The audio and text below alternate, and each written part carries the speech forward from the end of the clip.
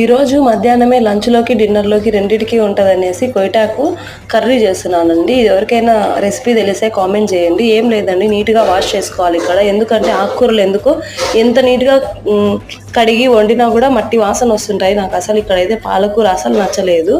ఇదే కర్రీ ఇంతకుముందు ఒకసారి చేసి అసలు బాగా రాలేదు.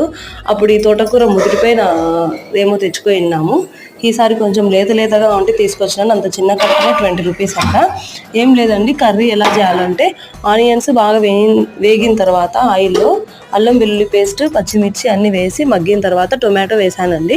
టొమాటో కూడా మగ్గిన తర్వాత ఈ ఆకుకూర, ఇదే తోటకూర అంటారో, కొయిటాకు అంటారో, కొయ్యగూర అంటారో తెలంగాణలో ఏమంటారో, దాన్ని కూడా వేసి ఉప్పు పసుపు వేసి కొద్దిసేపు మగ్గిన తర్వాత వాటర్ అన్నీ ఇంకిపోయినాక కారం, ధనియా పౌడర్, గరం మసాలా వేసాను. అది కూడా కొద్దిసేపు అలా కలబెట్టుకొని కొత్తిమీర వేసి ఇది విజిల్ పెట్టేశాను. పూర్తిగా అయిన తర్వాత ఇంకా వాటర్ ఉన్నాయి అనిపిస్తే మళ్ళీ కాసేపు మగ్గబెట్టుకోండి.